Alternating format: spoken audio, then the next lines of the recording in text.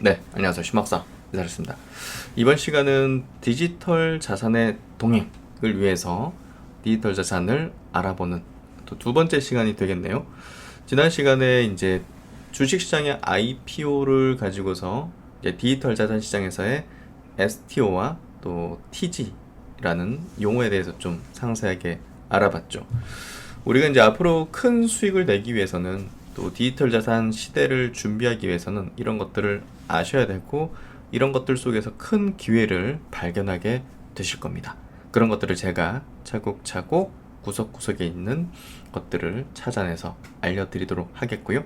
오늘은 그 중에서 TG이라는 용어를 그리고 이거를 조금 더 상세하게 좀 알아보는 시간을 가져보겠습니다. 그럼 이제 우리들은 또 주식 투자자잖아요. 주식 투자자이기 때문에 이 TG라는 이제 토큰을 발행하고 이제 배분하고 또 이제 어떤 블록체인 플랫폼이 자기 생태계 경제 시스템을 시작하는 그런 이벤트로 이제 이해할 수 있는 건데요. IPO 우리가 기업을 공개해서 자본시장에 대비시키고 우리가 거래할 수 있게 하는 그거를 생각하시면 됩니다. 그러면서 이제 그 주식을 가지게 되면 뭐 배당도 받을 수 있고 뭐 차후에 뭐 유상증 받을 수 있는 권리라든지 의결권을 갖게 된다든지 이런 혜택들이 있잖아요. 예, 그 지분을 가짐으로 해서 이제 주인인 거죠. 주주총회 참석할 수 있고 이제 이런 것들을 이제 권리를 이제 가지게 된다는 거죠.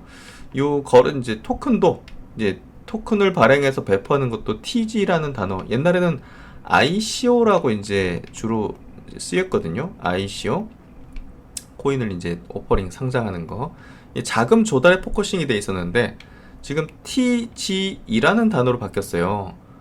토큰 제너레이션 이벤트라고 표현하거든요. 이게 토큰 경제 대비입니다. 단순하게 자금 조달 이런 개념이 아니에요. 그래서 이런 개념을 좀 이해하는 게 필요하고 또 이제 내년도에는 우리나라 시장에서도 STO라는 명칭으로서 증권 토큰 발행이 시작되거든요. 그러니까 이런 것들을 여러분들이 잘 이해하고 계셔야 됩니다.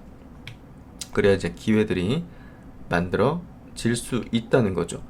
우리가 이제 이런 어떤 토큰에 대한 어떤 코인에 대한 어떤 얘기들을 할 때 과거에 이제 이런 발행들이 많이 있었습니다.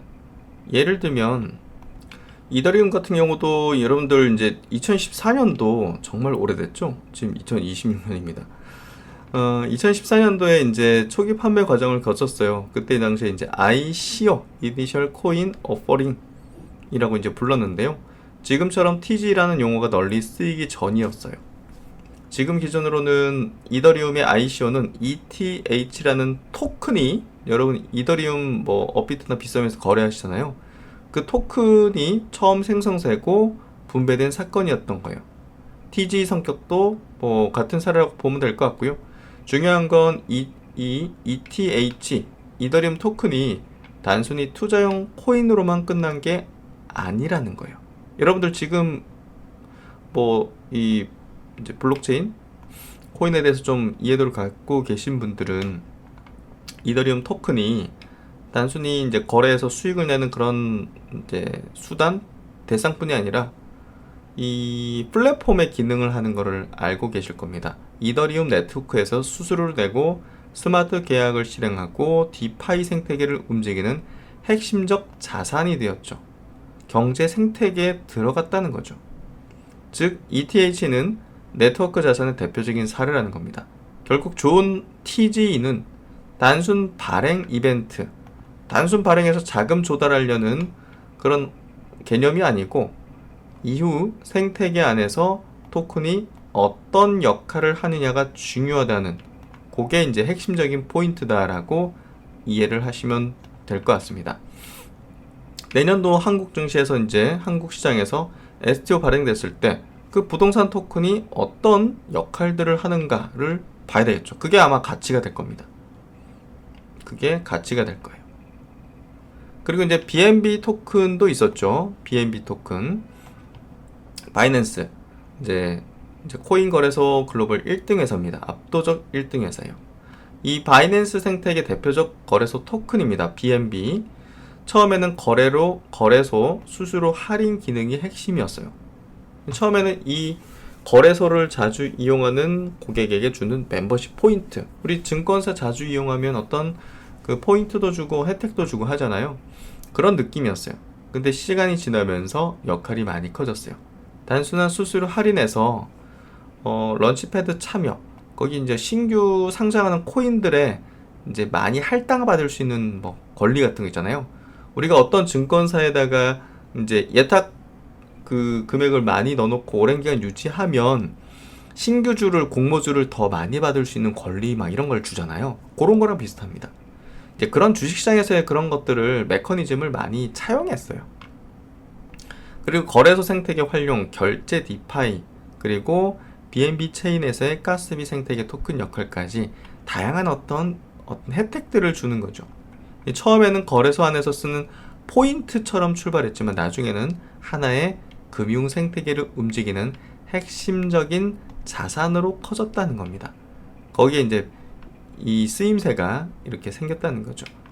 그리고 지금 글로벌시장에서 2, 3위 다툼을 하고 있는 거래소가 OKX라는 거래소예요. 이제 좀 들어보셨을지 모르겠는데요. 우리가 이제 한국에만 있으면 업비트 빗썸만 알고 있는데 글로벌 1, 2위 거래소가 바이낸스, OKX 이런 거래소인데요. OKX 거래소에서 발행된 토큰이 OKB라는 겁니다. OKB도 이제 비슷한 건데요. OKX 거래소의 유틸리티 토큰입니다. 보유자는 거래소 생태계 안에서 여러 혜택을 받을 수 있고 OKX 점프스타트 같은 신규 프로젝트 참여 기능과도 연결되게 됩니다. 아까 이제 뭐 신규 공모주 혜택들 에서 단순히 코인 하나 상장됐다 이런 개념이 아니고 거래소가 자기 생태계 안에서 토큰을 중심으로 경제권을 만들기 시작한 사례로 볼 수가 있는 겁니다. 그래서 각 이제 글로벌 거래소들이 이런 토큰들을 발행한 거는 어떤 경제권을 만드는 메커니즘을 만드는 그런 사례로 보시면 될 것 같고요. 그래비티 거래소, 탈중앙화 거래소 지금 한 3, 4위권을 하고 있는 회사 거래소가 지금 7월 21일에 TG를 하기로 결정을 했다고 합니다. 그래서 이제 공식 X 계정에다가 이렇게 공지를 한 거를 볼 수가 있습니다. 그래서 이제 그래비티라는 이 탈중앙화 거래소의 사례를 통해서 이제 우리가 좀 확인해 볼 부분은 우리는 이런 거래소들이 이렇게 TG를 해서 이걸 어떤 식으로 활용하고 어떤 역할을 하도록 설계를 하는지를 좀 사례로서 학습을 하는 게 필요합니다. 이런 것들이 나중에 한국 시장에서도 이제 공식화되는 어떤 흐름들이 펼쳐질 거거든요. 그래서 이제 바이낸스 같은 경우 이제 먼저 바이낸스 한번 체크해 드릴게요. 바이낸스 같은 경우는 과거에 이렇게 초기 배분을 했었습니다. ICO 자금을 조달한 거죠. 예, 자금을 조달한 거예요. 그리고 바이낸스 팀의 40% 정도가 할당이 됐습니다. 토큰 발행할 때. 그리고 엔젤 인베스터 초기 투자자에게 10% 할당이 됐어요. 되게 이제 간단합니다. 단순해요. 지금처럼 이제 아까 이제 보셨듯이 이렇게 그래비티가 할당하는 뭐 커뮤니티 리워드라든지 뭐 보상이라든지 요런 게 아니라 단순하게 자금을 조달하기 위한 토큰 발행이었다는 ICO, 바이낸스 팀 초기 투자자 이런 식으로 이제 분배가 된 것이고요. 여기 그래비티는 이제 어떤 특징이 있는가? 기존 거래소 토큰들과 비교했을 때 어떤 특징점이 있는가? 요거를 한번 좀 보면요. 여기 보시면 투자자 여기도 이제 그래비티 같은 경우는 한 500억 정도 투자를 받은 거래소예요. 그래서 그 투자자 전략적 파트너에게 거의 20%인 19.9%를 이제 배분하고요. 그리고 보시면 팀과 그 기여자들, 핵심 기여자들에게 19%, 운영진이라고 볼 수 있겠죠. 19%. 그리고 커뮤니티 에어드랍. 그래서 이제 커뮤니티에 공짜로 주는 겁니다. 이거 공짜로 28%. 그리고 요거는 이제 향후 보상 리워드 요쪽으로 33%를 배분 할당 해놨습니다. 바이낸스가 초기에 이제 배분했던 거하고 조금 다르게 좀 다양하게 구성이 되어 있죠. 그래서 두 개 거래소를 같이 비교를 해보면 이런 진화된 겁니다. 예, 과거 대비 이제 많이 진화가 된 거예요. 그래서 BNB, 그래비티 이런 차이점을 갖고 있는 것들을 볼 수가 있습니다. 과거 대비 이제 자금 조달 측면 이런 것들은 그렇게 이제 높지가 않고 커뮤니티 할당 부분이, 그리고 이제 팀에게 할당되는 게 바이낸스보다 훨씬 더 적네요. 근데 이제 여기 그래비티는 투자를 유치받았어요. 예, 그래서 조금 더 투자자들에게 20%, 바이낸스보다는 조금 더 많은 할당이 있는 거를 볼 수가 있습니다. 그래서 거래소마다 이제 조금씩 틀릴 거예요. 예, 배분한 게. 그래서 BNB는 초기 ICO 판매 중심 구조였고요. 반면에 그래비티는 커뮤니티 에어드랍, 향후 리워드에 대한 비중이 따로 잡혀 있는 그런 구조를 갖고 있습니다. BNB는 2017년 당시 거래소 토큰의 초기 사례죠. 네. 그래서 퍼블릭 세일 50%, 이제 ICO 개념으로 많은 대중에게, 그리고 팀 40%, 엔젤 투자자 10% 단순한 구조였고요. 반면 최근 프로젝트들은 그래비티 같이 커뮤니티 에어드랍, 생태계 보상, 장기 리워드 비중을 따로 설계하는 경우가 많습니다. 그래비티의 토큰 배분도 이런 최근 토큰 이코노미 구조를 보여주는 사례로 볼 수가 있습니다. 이게 결국 이제 이 프로젝트의 어떤 철학을 보여주는 그런 부분이라고 이해를 하시면 될 것 같아요. 물론 많은 투자자들이, 이제 거래자들이 TG를 볼 때는 야, 이거 얼마에 나올까? 내가 받은 그 에어드랍이 이제 얼마의 가치로 이렇게 책정이 될까? 우리가 어떤 주식이 공모 상장할 때 이게 시초가 어떻게 되고 이게 얼마로 될지, 공모가는 뭐 10,000원인데 이 20,000원이 될지 30,000원이 될지 반토막인 5,000원이 될지 이거에 관심이 많잖아요. 네. 뭐 당연히 그게 관심 제일 많을 겁니다. 근데 이제 이 TG라는 구조, 디지털 자산 시장에 대한 구조와 메커니즘, 향후 뭐 성장성 이런 것들을 좀 이해하는 투자라면 이 프로젝트가 이제 뭐 장기적으로 투자할 만한 가치가 있는가 이런 것들을 판별하는 게 또 필요하잖아요. 단순히 그냥 뭐 상장하면 바로 팔아보겠다 뭐 이런 개념이 아니라, 그럼 이제 이 토큰이 어디에 쓰이고 또 어떤 기능을 가지고 또 생태계 안에서 어떻게 확장될 수 있는가, 이런 것들을 우리가 이제 과거 ETH, 이더리움이라든지 BNB, OKB 같은 1, 2위 거래소 토큰을 통한 사례를 통해서 우리가 확인해 볼 수 있는데, 가치가 계속 올라갔잖아요. 이쪽이 가치가 계속 올라갔죠. 그렇죠? 이쪽도 가치가 계속 올라갔잖아요. 그러니까 이제 우리가 이제 그래비티도 그런 관점에서 성장 가능성이 있는가, 이런 걸로 좀 이해를 한다면 이게 기회일지 뭐 기회가 아닐지를 판별할 수 있는 거죠. 저는 이제 그런 관점으로, 기업을 분석하는 관점으로 들어가서 보고 싶다는 거예요. 이거 지금 얼마나 상승할지, 이더리움 가격이, 바이낸스 토큰이, OKX 토큰이 얼마나 지금 며칠 상간에 올라가고 내려갈지, 이런 건 별로 관심이 없습니다. 그래비티 토큰도 상장해서 뭐 바로 올라갈지 내려갈지 별로 관심이 없습니다. 이 거래소가, 이 프로젝트가 이더리움이라든지 바이낸스라든지 OKX처럼 이렇게 성장해 나가서 그 토큰의 가치도 높아질 것인가, 그런 걸 분석하는 게 우리는 주식 투자자의 어떤 강점으로서 이 시장을 접근하는 게 아닐까, 저는 그렇게 생각을 한다는 거죠. 그래서 이제 그래비티라는 이 거래소를 한번 들여다보면 돼요. 그래비티 총 발행량은 10억 개로 정해져 있고 추가로 계속 늘어나지 않기 때문에 인플레이션 구조는 아닙니다. 그리고 이제 그래비티 토큰은 단순한 코인보다는 멤버십 토큰으로 설계를 하고 있어요. 그러니까 이걸 갖고 있으면 이 플랫폼을, 거래소를 이용할 때 멤버십 카드를 갖고 있는 것이다 라고 이제 이해를 하면 된다는 거죠. 우리가 이제 어떤 증권사 계속 이용하면 등급 올라가죠. 뭐 VIP 등급이신 분들도 꽤 많으실 겁니다. 그러면 증권사에서도 이런 어떤 조건을 충족하면 그 고객에게 수수료 할인, 뭐 우대 서비스, 아까 공모주 같은 거 우선 배정 혜택, 이런 것들을 주거든요. 그러니까 그래비티 토큰도 이 토큰을 보유하거나 일정 기간 묶어두는 뭐 스테이킹 같은 이런 어떤 이용자에게 이 플랫폼 이용 혜택을 제공하는 구조를 준비하고 있는 겁니다. 그게 이제 이런 구조예요. 홈페이지 들어가면 있어요. 되게 상세하게 돼 있죠.